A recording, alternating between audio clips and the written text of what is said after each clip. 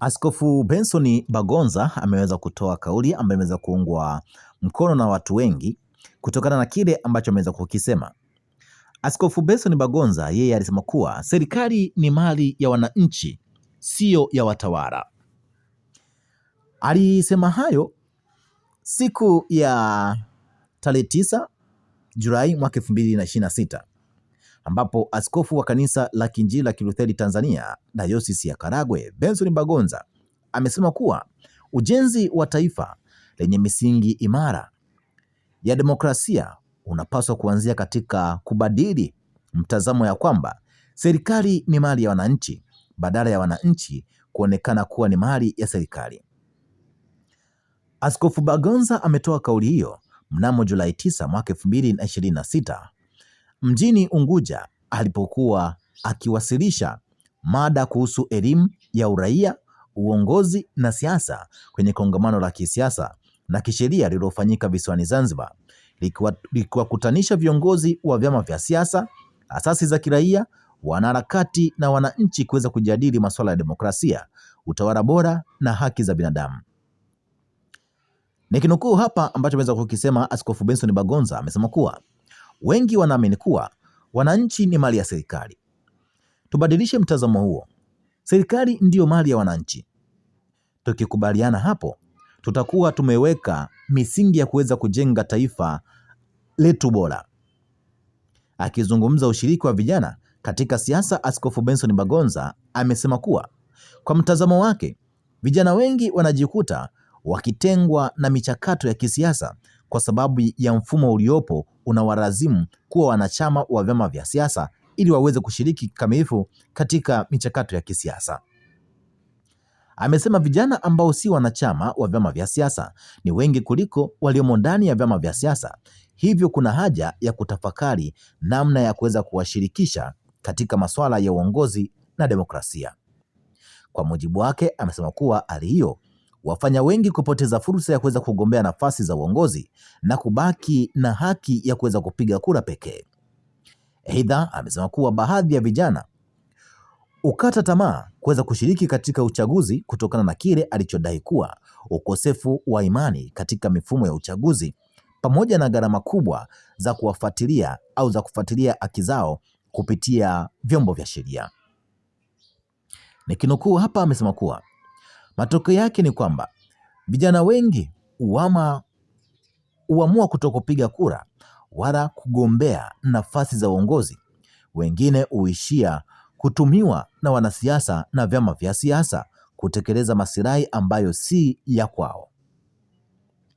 Askofu Bagonza amesema kuwa pia fursa za uongozi mara nyingi huwafikia vijana wachache wenye uwezo wa kuweza kumudu gharama na vikwazo vya kisiasa, huku akisisitiza kuwa Tanzania ina vijana wengi wenye vipaji vya uongozi ambao hawapati nafasi ya kuweza kuonyesha uwezo wao. Amesema kuwa uzoefu wake wa kukutana na viongozi wa vijana unaonyesha kuwa baadhi yao wanaogopa kutoa mawazo yao kwa sababu ya mazingira yaliyopo.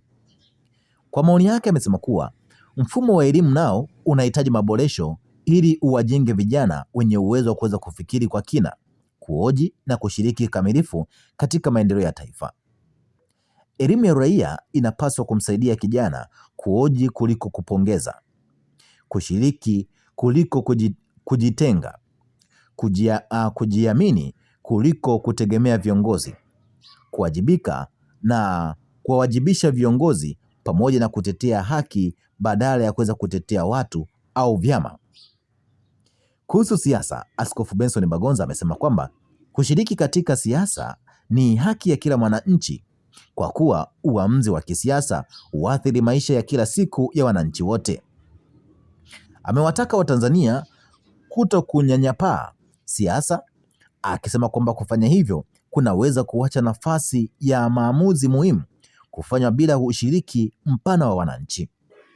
Pia amewataka viongozi kuwapa vijana nafasi ya kuweza kujifunza na kufanya makosa bila kukumbana na vitisho au adhabu zisizo za lazima, ambapo amesema kwamba kijana akikosea asitekwe, asinyakuliwe kama inavyonyakuliwa kwa sasa, bali kijana akikosoa asikilizwe, kwa wazi na aweze kupewa misaada au aweze kujibiwa hoja yake aliweza kuibua. Nikinukuu kile ambacho ameweza kukisema hapa, amesema kuwa vijana wa leo hawahitaji hotuba, matamshi, fulana, kofia au hadi pekee. Wanahitaji kuaminiwa, kusikilizwa na kupewa nafasi ya kujifunza kupitia uzoefu. Akichangia mada hiyo, Almasi Mohamed Ali amesema kwamba ushiriki wa vijana katika hatua ya maamuzi ya kisiasa ni muhimu kwa ustawi wa demokrasia na amani hapa nchini. Amesema kuwa viongozi wanapaswa kuweza kujenga daraja la mawasiliano kati yao na vijana ili kuweza kuhakikisha maoni yao yanasikilizwa kwa kuzingatiwa katika maamuzi yanayowahusu. Kwa upande wake, David Manyerere amesema kuwa mfumo unaoruhusu ushiriki mpana wa wananchi, ikiwa kupitia mgombea binafsi, unaweza kuongeza fursa ya uongozi na ushindani wa kidemokrasia. Amesisitiza kuwa mafanikio ya maridhiano ya kisiasa yanategemea ushirikishwaji wa makundi yote ya kijamii, hususan vijana, ili maamuzi yafikiwe yakiaksi mahitaji na matarajio ya vijana hao. Nchi inaweza kufika salama ikiwa viongozi watakuwa tayari kuwasikiliza vijana na kuyapa nafasi mawazo yao katika maamuzi yanayohusu mustakabali wa taifa. Mwisho wa kunukuu kile ambacho ameweza kukisema Askofu Benson Bagonza. Sasa hapa kuna maoni ya mtu mmoja ameweza kusema kuwa Askofu Benson Bagonza, mawazo yako Bishop ni chanya kila wakati, ila mifumo iliyopo kwa sasa imeandaa vijana wanaosifia tu hata uozo. Ukikosoa uozo uliopo katika jamii zetu, unajikuta umeibiwa au umeibwa au umebebwa. Mifano mizuri ni Syria, Libya, kipindi cha Chazi Teule, zaidi ya Mobutu Sese Seko, Central Africa, Burkina Faso, Congo Brazzaville na Cameroon. Huyo akawa amemaliza kutoa maoni yake. Sasa tuliache kwako wewe mtazamaji na mfuatiliaji wetu uweze kutuambia ni kipi ambacho unacho kutokana na hiki ambacho ameweza kukisema Askofu Benson Bagonza kuhusiana na vijana na taifa lao, kuhusiana na wananchi pamoja na taifa lao, ambapo akasema kuwa serikali ni mali ya wananchi, na sio kwamba wananchi ni mali ya serikali, bali wananchi ndio wanaomiliki serikali na sio kwamba serikali ndio inaomiliki wananchi. Kwa hiyo serikali inabidi iwasikilize wananchi kile wanachokitaka na iweze kukitendea kazi kwa kile ambacho wananchi wanakitaka, sio serikali inachokitaka wananchi ndio wakitendee kazi. Tuachie maoni yako, tuambie ni kipi ambacho unacho. Tukutane wakati mwingine na wasaa mwingine.